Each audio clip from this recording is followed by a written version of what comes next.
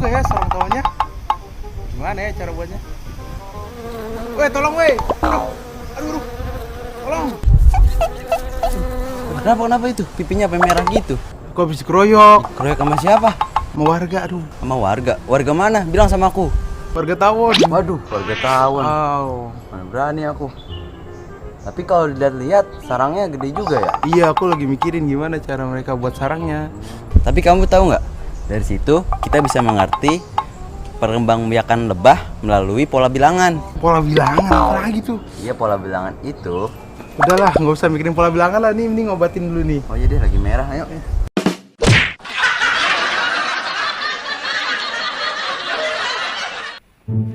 Halo sahabat edukasi. Pasti sakit dan bengkak ya kalau kita tuh digigit lebah. Dan saya yakin kayaknya tidak ada manusia yang hidup cukup lama di dunia dan tidak pernah disengat lebah. Pasti kita semua itu pernah disengat lebah dan itu tuh sakit dan luar biasa. Dan entah kenapa lebah itu kalau kejar kita ya, tidak pernah satu atau dua orang. Ya, tidak pernah satu dua orang. Tidak pernah satu atau dua ekor, tapi banyak bergerombol.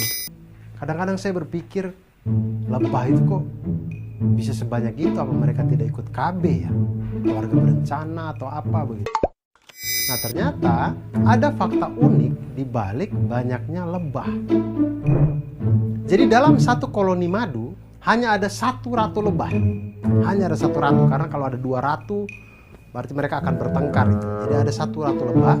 Lebah ratu betina hanya bisa menghasilkan keturunan apabila kawin dengan lebah jantan pekerja. Semua lebah jantan adalah lebah pekerja. Dari perkawinan ini hanya bisa menghasilkan keturunan berupa lebah betina pekerja atau lebah betina ratu. Jadi kalau dia lahir tidak jadi ratu ya dia pekerja gitu.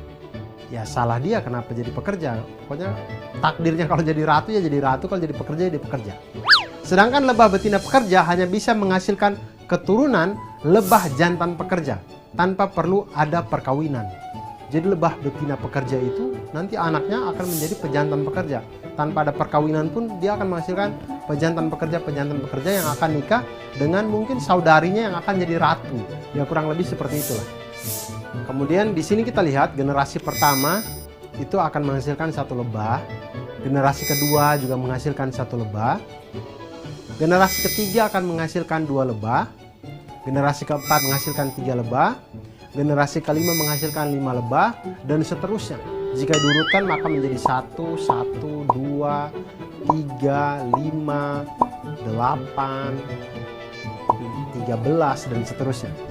Jika kita perhatikan barisan bilangan yang mana suku ke N merupakan hasil penjumlahan dari beberapa suku, yaitu suku N-1 dengan suku N-2.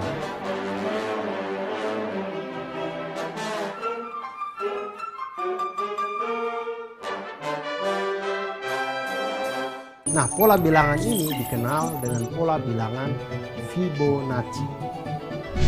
Selain pola bilangan Fibonacci, ada beberapa pola bilangan lainnya seperti pola bilangan asli. Pola bilangan asli genap itu 2, 4, 6, 8, 10.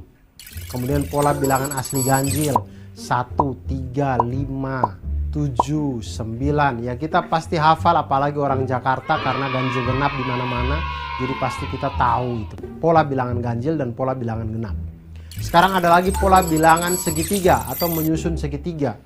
Itu 1, 3, 6, 10, 15 dan seterusnya. Kemudian pola bilangan persegi panjang ada 2, 6, 12, 20, 30 dan seterusnya. Kemudian pola bilangan persegi kuadrat ada 1, 4, 9, 16, 25, kemudian 49 dan seterusnya, 36. Kemudian pola bilangan Pascal itu ada dan lain-lain pokoknya semuanya. Urutan suatu bilangan yang memiliki aturan tertentu atau pola, artinya bilangan yang diurutkan yang ada polanya itu dinamakan barisan bilangan. Sahabat edukasi, dari belajar pola bilangan yang ternyata barisan bilangan ini, kita jadi menyadari bahwa kalau kita menemukan bilangan-bilangan yang dia berulang secara urutan itu ternyata mempunyai pola tertentu dan bisa dimanfaatkan untuk perhitungan. Dan oleh karena itu, ketika dalam kehidupan, ketika kita melihat sesuatu yang sepertinya sulit, jangan langsung menyerah, tapi pelajari, karena sesuatu tercipta di dunia ini pasti ada polanya. Kenali itu dan selesaikan itu, sehingga itu menjadi hal yang mantul, manfaat betul.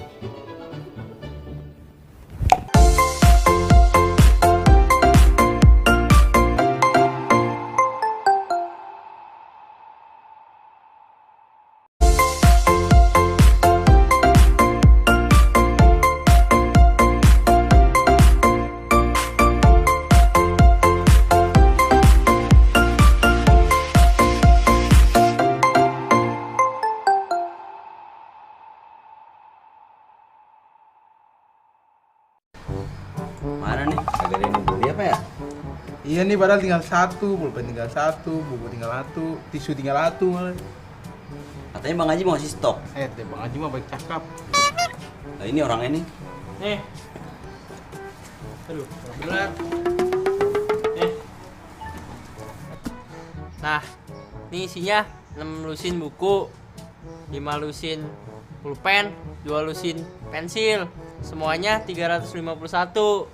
Nah, tugas kalian jual ini barang untung 30% ya. Saya tinggal nih. Saya mau mandi. Mandi dan biar nggak bau. Mandi dan biar nggak bau. Kamu ngerti nggak, San? Aku aja kagak ngerti, MTK aku aja remet. Tenang Dap, kamu nggak sendiri. Aku juga nggak ngerti.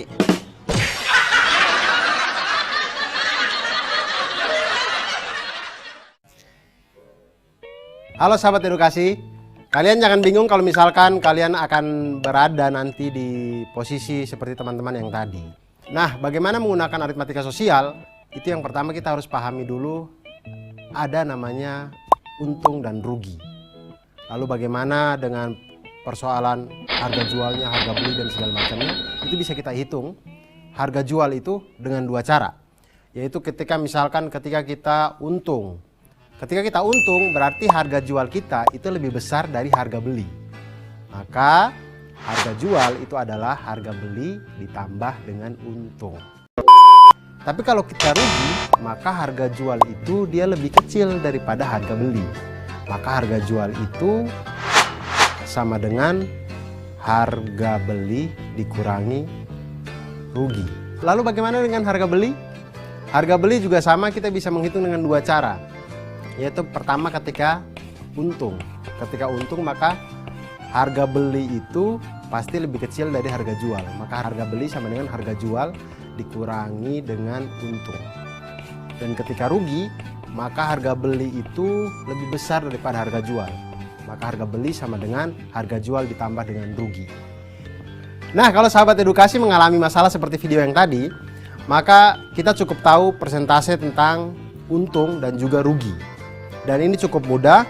Kita misalkan untung itu adalah U dan harga beli adalah HB, maka persentase untung sama dengan U per HB dikali dengan 100%. Dan persentase dari rugi sama dengan R per HB dikali dengan 100%. Dan untuk lebih jelasnya tentang aritmatika sosial ini, kita langsung saja menyelesaikan permasalahan dari Bang Aji dan kawan-kawan tadi. Jadi Bang Aji itu membeli alat tulis berupa buku, pensil, dan pulpen. Buku itu dia ada 6 lusin buku seharga 216.000, kemudian 5 lusin pulpen seharga 90.000, dan 2 lusin pensil seharga 45.600 rupiah. Kemudian dia memberikan kepada 2 orang adiknya, 2 orang temannya tadi, kemudian mengatakan bahwa ini harus kita jual dengan keuntungan 30%. Bagaimana cara kita jual sehingga untungnya 30%? Ya tentu harus ada yang beli. Kalau kita sehitung apapun, kalau tidak ada yang beli ya tetap tidak untung gitu. Nah, kita harus jualnya satuannya berapa nih sehingga kita untung 30%. Nah, untuk menghitung ini kita harus tahu dulu harga per bagian, harga per satuan pensil, pulpen, dan juga buku. Yang pertama buku. Buku itu harganya 216.000, dibeli 6 lusin. 6 lusin berarti total buku itu adalah 6 dikali dengan 12 sama dengan 72 buku. Harga per satu buku adalah 216.000 dibagi dengan 72 didapatkan Rp3.000 per satu buku. Hal yang sama kita lakukan pada pulpen dan pensil. Pulpen itu ada 5 lusin, total pulpen ada 5 kali 12 sama dengan 60. 5 kali 12 itu 60 sahabat. Jadi 5 kali 12 itu sebenarnya 60 pulpen.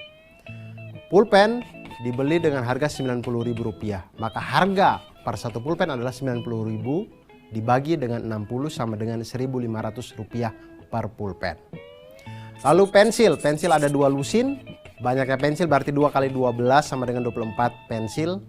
Kemudian harga beli pensil ini adalah Rp45.600. Maka harga per satu pensil adalah Rp45.600 dibagi dengan 24 sama dengan Rp1.900. Nah, kemudian dari harga satuan ini kita sudah dapatkan. Sekarang kita hitung untung 30%. Berarti untung 30%. Untung dari setiap buku adalah 30% dikali dengan Rp3.000 sama dengan Rp900. Untuk pulpen 30% dikali dengan Rp1.500 sama dengan Rp450. Dan untuk pensil 30% dikali dengan Rp1.900 sama dengan Rp570. Jadi harga satuan untuk semua barang yang ada adalah untuk buku Rp3.000 ditambah dengan Rp900 sama dengan Rp3.900. Bisa kita bulatkan menjadi Rp4.000. Karena kembalian 100 itu agak susah zaman sekarang. Kemudian untuk pulpen Rp1.500 ditambah dengan Rp450 sama dengan Rp1.950. Dibulatkan menjadi Rp2.000. 100 sudah susah, apalagi Rp50 sudah tidak ada di Indonesia. Kemudian untuk pensil ada Rp1.900 ditambah dengan Rp570 sama dengan Rp2.470. Apalagi ini harus kita bulatkan menjadi Rp2.500. Sehingga sahabat edukasi, kalau kita mau untung 30% dengan barang-barang yang tadi, harga jualnya seperti yang sudah kita kerjakan. Berikut ada tips dan trik buat sahabat edukasi semuanya. Jika diketahui harga beli HB dan persentase keuntungan N%, dapat digunakan rumus harga jual sama dengan 100 ditambah dengan N% dikali dengan harga beli. Dan jika diketahui harga beli dan persentase kerugian N%, maka dapat digunakan rumus harga jual sama dengan 100 dikurangi N.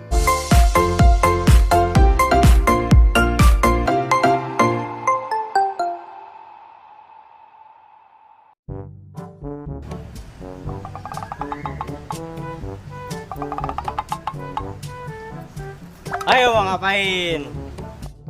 Apaan sih kamu ngagetin aku aja? Coba deh kamu lihat. Ya, aku lihat. Terus kenapa?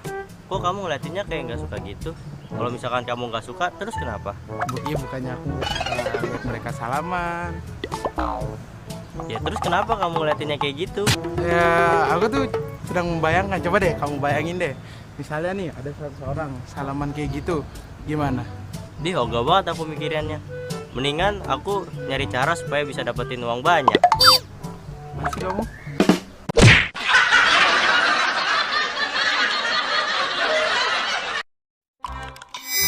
Halo sahabat edukasi, pernah tidak sih kalau di sekolah kita itu ada syukuran atau ada peresmian atau ada apapun gitu, kemudian semua orang berkumpul bersalam-salaman dan kadang kita tuh menunggu giliran salaman lama, antriannya panjang. Dan entah kalau kita pikir ya, seperti tadi Dava memikirkan gitu, berapa banyak ya orang yang salaman pada hari itu ya. Nah, untuk itu kita bisa melihat tuh, kalau semisal sahabat edukasi pernah memikirkan berapa banyak orang yang melakukan salaman, kombinasi itu dan segala macamnya, itu sebenarnya kita sedang berbicara tentang salah satu kegunaan pola bilangan. Nah, dalam pola bilangan itu ada juga konsep yang dia melakukan pola bilangan atau barisan aritmatika berderajat 2. Nah, rumus umumnya barisan aritmatika berderajat 2 itu adalah UN sama dengan AN kuadrat ditambah dengan BN ditambah dengan C. Semisal ada contoh, bersalaman itu merupakan interaksi dua orang. Jika ada dua orang bertemu kemudian melakukan salaman, itu kita hitung sebagai 1 kali salaman.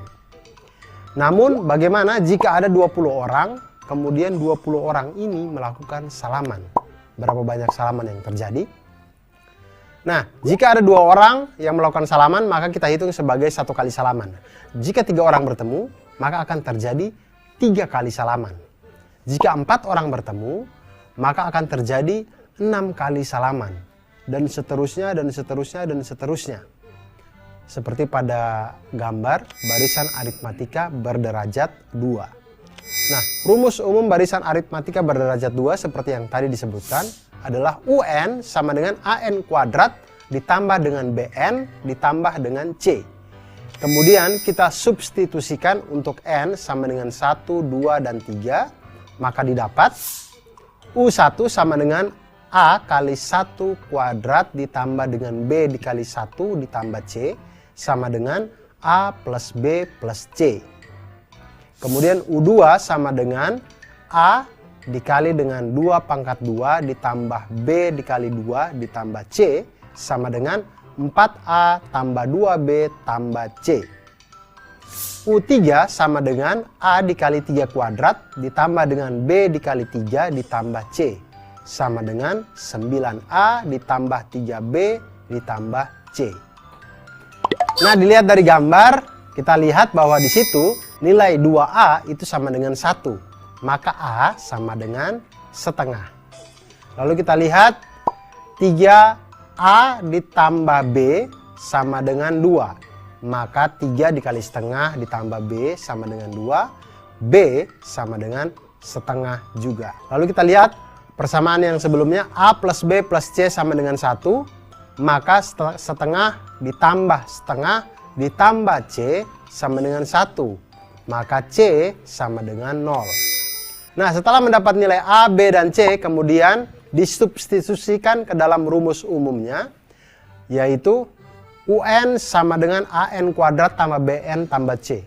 UN sama dengan setengah N kuadrat ditambah setengah N ditambah 0.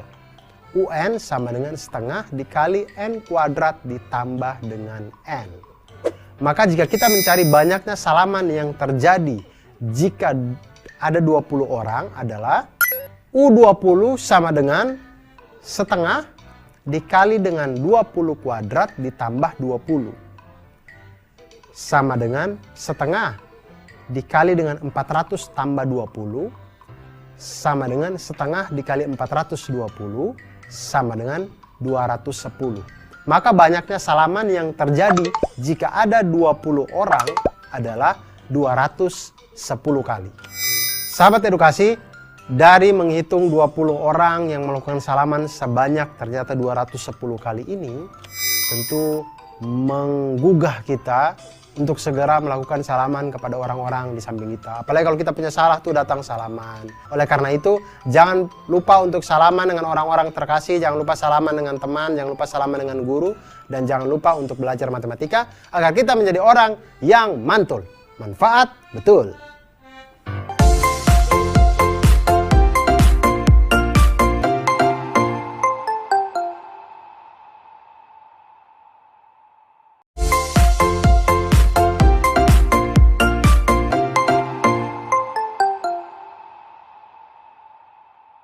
Ngapain kita kesini? Bang, Bang, iya, ngapain? nabung lah. Kan ada celengan. Ya kan itu zaman dulu.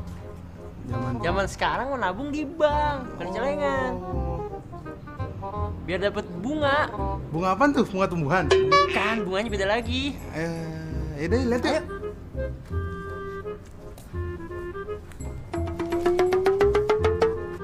Misi mas, ada yang bisa saya banting? Bantu mas. Iya bantu maksud saya. Salah. Mana bangnya? Ini bangnya. Mana celengannya? Celengannya di dalam. Celengan apaan tuh? Celengan ayam. Alah, ini mas teman saya sakit gimana ya? Bukan rumah sakit ini bang. Oh, jadi saya mau nabung nih.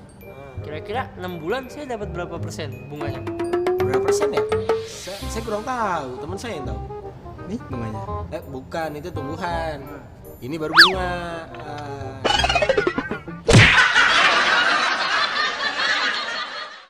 Sahabat edukasi, menghitung bunga bank dalam 1 tahun, bunga 1 tahun itu sama dengan persentase bunga dikali dengan modal awal kita.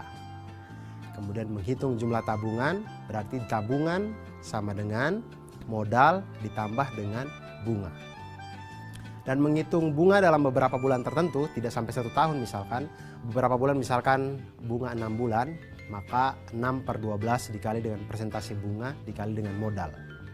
Atau misalkan bulan ke N, berarti N/12 dikali dengan persentase bunga dan dikali dengan modal.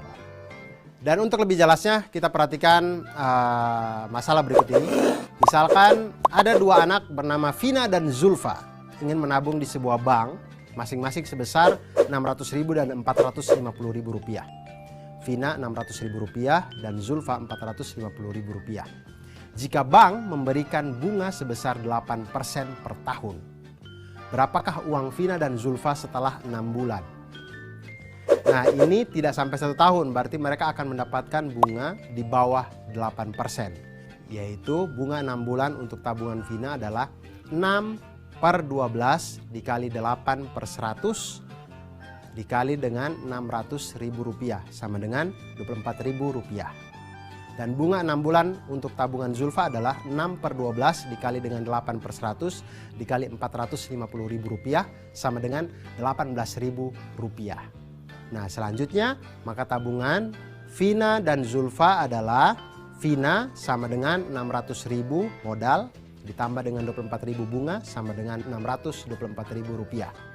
Dan Zulfa modalnya Rp450.000 ditambah dengan bunga 6 bulan Rp18.000 sama dengan Rp468.000. Itu jumlah uang mereka kalau selama 6 bulan mereka tidak mengambil tabungannya untuk membeli hal-hal yang tidak perlu dalam kehidupannya. Begitu. Selamat mencoba.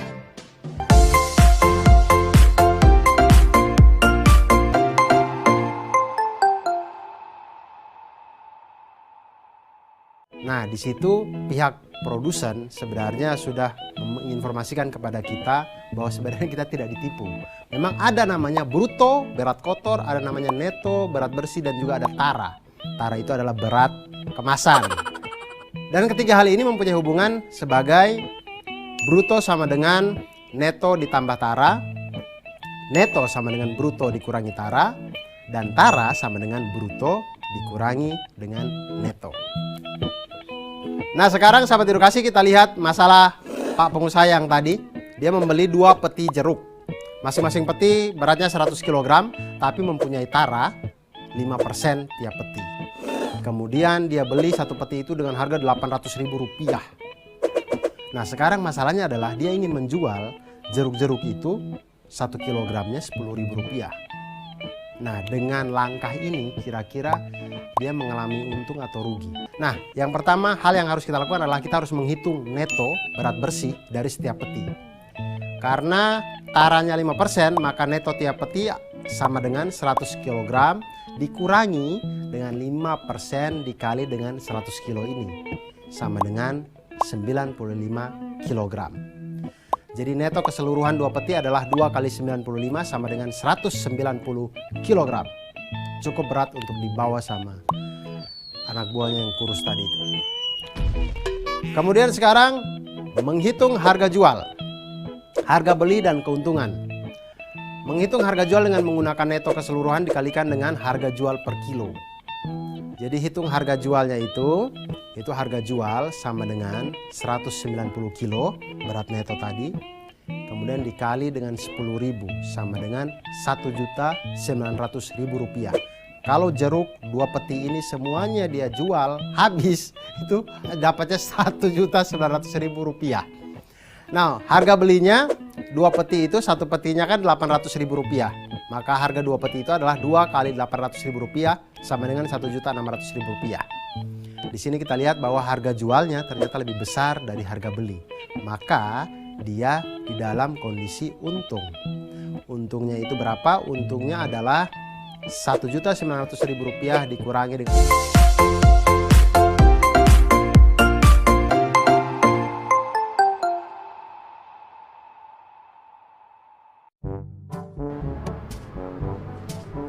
Alhamdulillah, besok udah masuk bulan Ramadan. Alhamdulillah, baju baru nih. Yes, baju baru. Kalian ini ya, apa-apa baju baru yang dipikirin. Puasa dulu, fullin, jangan bolong-bolong. Yalah Pak, nggak kuat aku Pak. Iya Pak, aku juga nggak bisa nahan lapar. Masa kalian gitu aja nggak kuat sih? Kalah sama tetangga sebelah no, anak kecilnya aja kuat sampai maghrib. Yalah Pak. Gini deh, besok ini kan hari pertama puasa. Kalau kalian bisa full sampai maghrib puasanya, Bapak kasih 5.000. Lumayan. Berdua tapi. Ya. Kagak bercanda. Buat dua-duanya 5.000.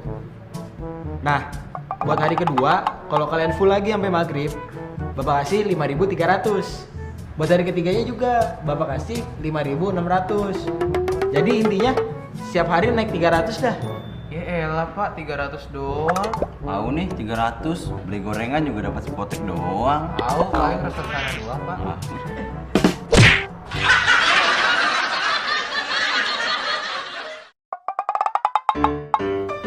Hai sahabat edukasi, tadi kita sudah melihat ya bagaimana kalau baju kita dibolongi sehari 1, besoknya 2, besoknya lagi 3. Kayaknya seminggu nggak ada lagi tuh baju di tubuh kita, kayaknya tidak ada. Semuanya sudah bolong semuanya. Nah ini ternyata ada cerita tadi bapak yang ingin menghadiahkan kepada anaknya. Kalau anaknya puasa dikasih uang, besoknya lagi ditambahkan. Nah terjadi penambahan secara berturut-turut atau secara berkesinambungan seperti ini, itu di dalam matematika atau dalam pola bilangan kita kenal sebagai barisan aritmatika atau yang biasa kita kenal dengan lambang UN.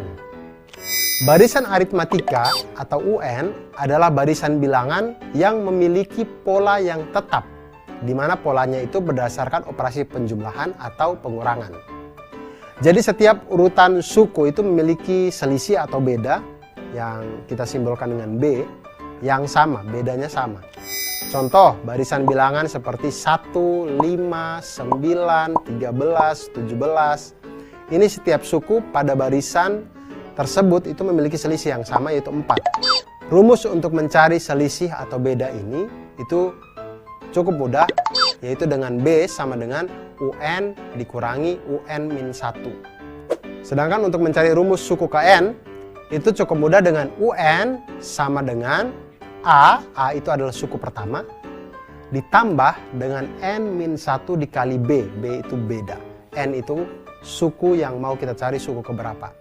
Kemudian rumus mencari jumlah suku ke N, artinya jumlahnya, itu adalah SN sama dengan setengah kali N dikali 2A, A itu adalah suku pertama, ditambah N-1 dikali B, itu beda. Atau SN sama dengan setengah N dikali A plus UN. Nah, sekarang kita lihat ke pokok masalahnya. Ke contohnya, ada bapak akan memberikan hadiah kepada anaknya jika anaknya puasa sampai maghrib. Hari pertama, bapak memberikan hadiah Rp5.000. Lalu di hari kedua, bapak akan memberikan hadiah Rp5.300. Di hari ketiga, Rp5.600. Dan seterusnya. Sampai bapaknya jatuh miskin, tidak ya, pokoknya sampai puasanya selesai. Maka berapa hadiah yang diterima oleh anak di hari ke-24 dan berapa jumlah uang yang diterima anak jika ia berpuasa sampai pada 30 hari. Nah, di sini kita bisa menghitung dengan rumus barisan aritmatika. Kita lihat, kita urutkan coba uangnya itu, coba kita urutkan hari pertama 5.000. Besoknya 5.300, lusa 5.600, lusa-lusanya lagi 5.900. Nah seterusnya ini kita tahu bahwa ternyata suku pertamanya itu 5.000, kemudian bedanya itu adalah Rp300, didapat dari 5.300 dikurangi dengan 5.000, hasilnya Rp300.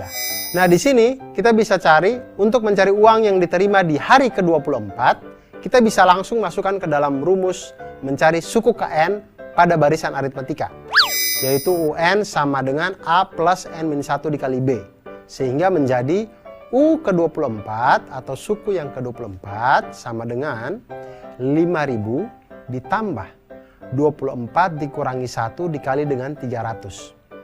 U24 sama dengan 5.000 ditambah dengan 23 dikali dengan 300. U24 sama dengan 11.900. Jadi pada hari ke-24, uang yang diterima adalah 11.900 rupiah.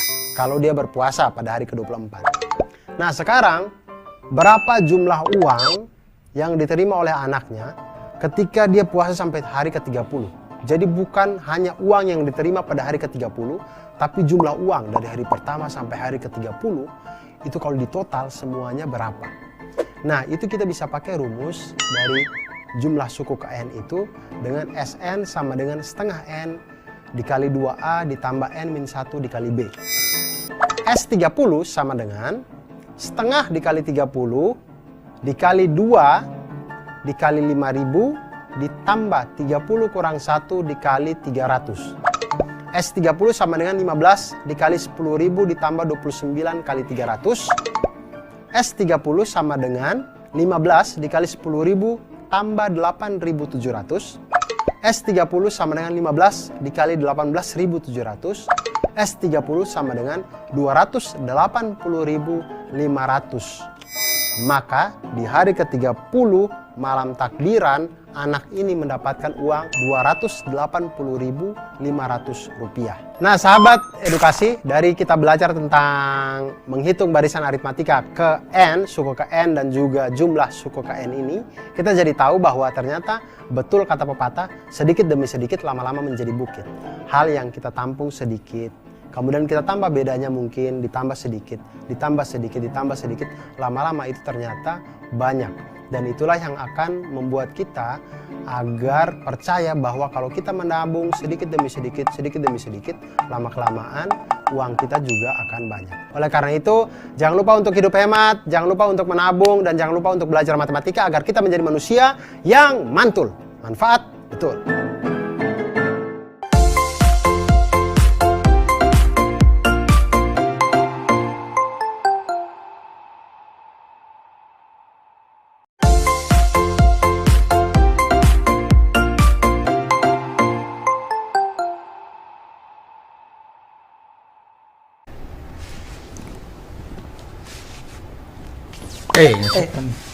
Itu kamu pakai bola. Ini kan rumah aku. Iya, sorry.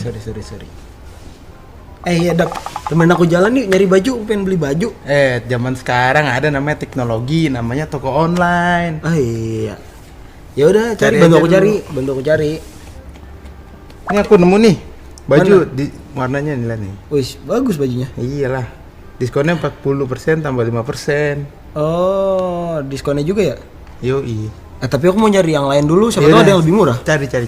Oke. Ini ada nih. Tuh. Bajunya warna-warni. Dia diskonnya 25% ditambah 20%. Nah, tapi kan tadi itu kamu diskonnya 40% tambah 5%. Iya. Nah, punya aku nih 25% ditambah 20%. Sama aja dong, 45% juga diskonnya. Berarti Iya. harga sama aja dong. Ya kamu ngomong panjang lebar kayak gitu juga harganya nggak bakal berubah.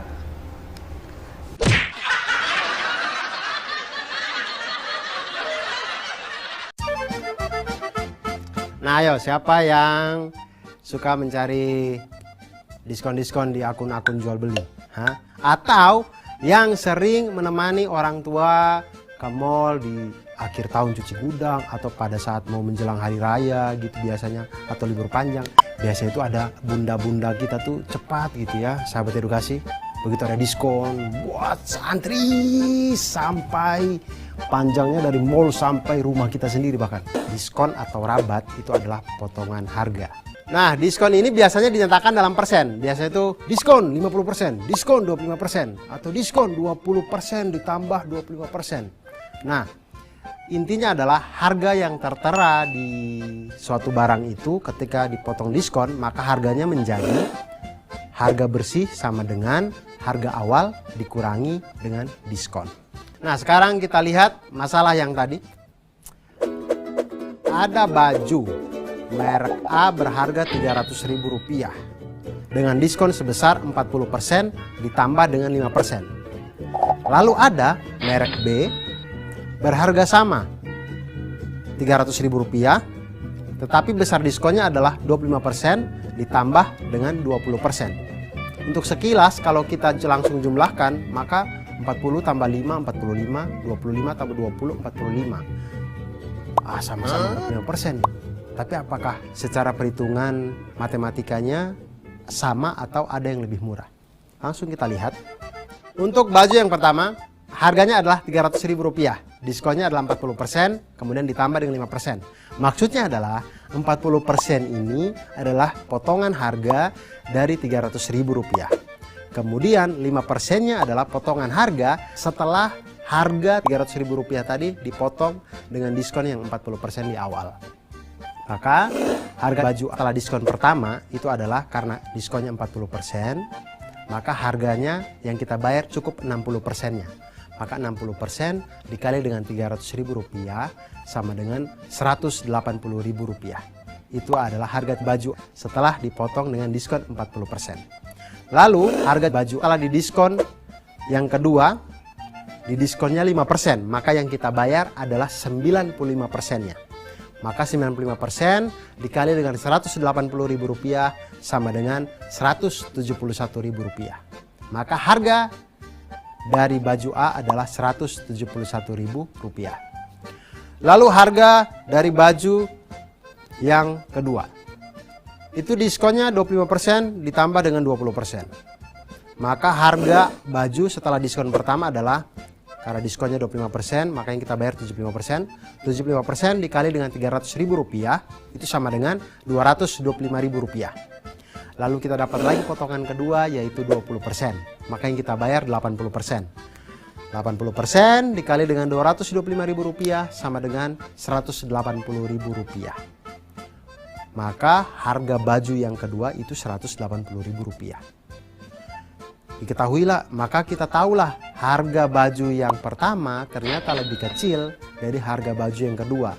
Nah sahabat edukasi, itu tadi kalau kita belajar tentang potongan harga, diskon atau rabat ini, maka kita jadi tahu mana yang lebih hemat, kita jadi bisa tahu uang kita cukup untuk membeli yang mana. Dan ketika kita menemani ibu kita di mall atau di tempat-tempat perbelanjaan, kita jadi bisa membantu. Mama jangan beli yang ini, yang itu lebih murah gitu. Atau mama jangan beli yang itu sudah dibeli orang lain atau apa gitu. Jadi kita bisa sangat membantu.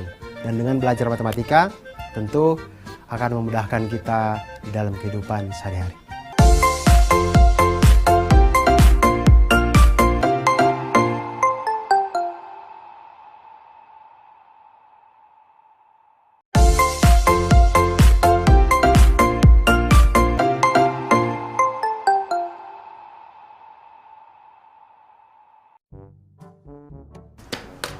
Ya Pak, sekian dari presentasi saya cabang Bogor. Kurang lebihnya mohon maaf. Wassalamualaikum warahmatullahi wabarakatuh. Waalaikumsalam warahmatullahi wabarakatuh. Boleh izinnya boleh juga nih. Ya, Balai Cabang Bogor. Saya Bandung, Pak. Dia Bogor. Saya Betawi. Kamu nyukup aja. Ya udah kamu Bandung. Jadi gini Pak, untuk memajukan perusahaan kita yang ada di Bandung, saya minjem uang dana sebesar 1 miliar Pak. 1 miliar? Uang sebesar itu buat apa? Buat ini Pak, apa namanya, perluasan iklan perusahaan kita Pak, biar makin terkenal Pak. Nanti saya kembalikan 1 bulan Pak. Oh ya udah, mana nomor rekening kamu? Barcode sini, saya transfer ya. Nih, sekian Pak. Nah. Bang. Nah. Jadi nanti hari pertama kamu cukup bayar Rp1 aja. Serius Pak? Iya, Rp1 aja. Tapi di hari selanjutnya berkelipatan, 2 kali lipat di hari selanjutnya. Iya. Iya udah Pak, boleh Pak. Udah, jalan. Terima kasih Pak. Apa saya tutup? Dah, bubar. Bubar Pak. Iya, udah langsung bubar. Iya, pulang. udah.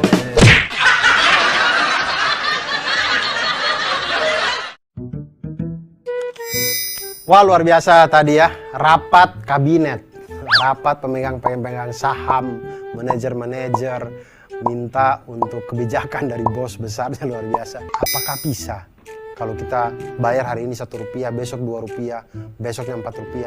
Apakah mungkin gitu? Ya mungkin saja sih kalau kita menghitung itu dengan sesuatu yang kita sebut deret geometri.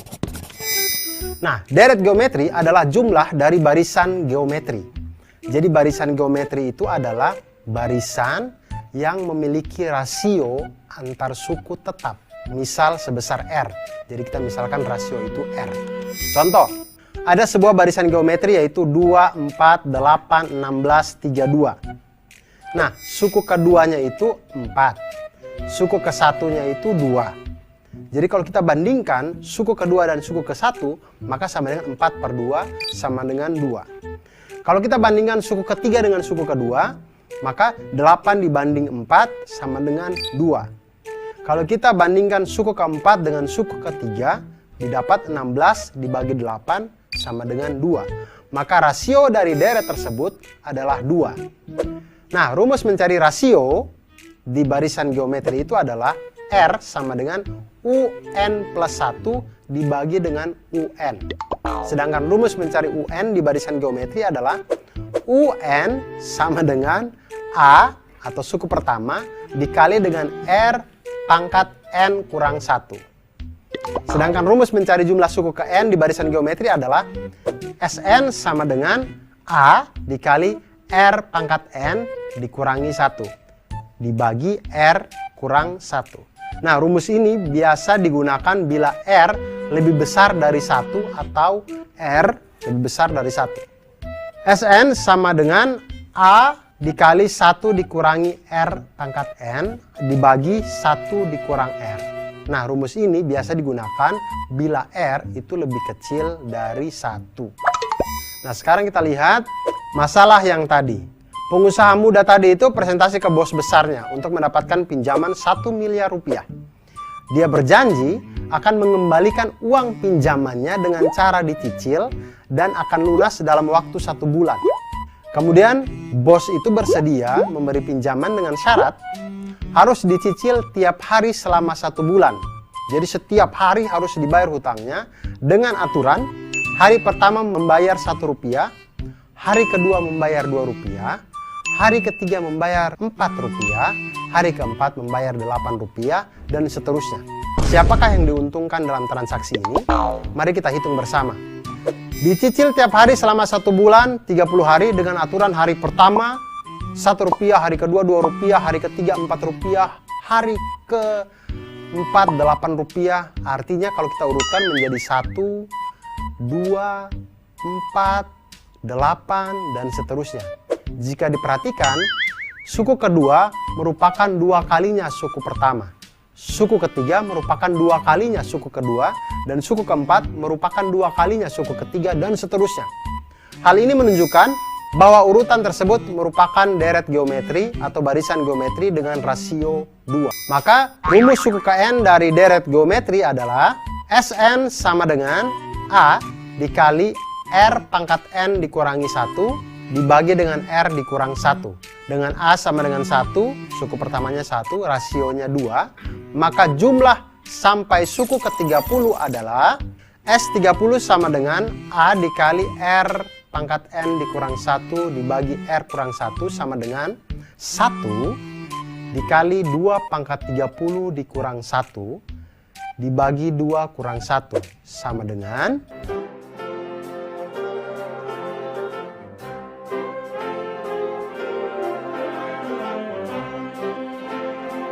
atau bos ini mendapatkan keuntungan sebesar 73.700.000 sekian.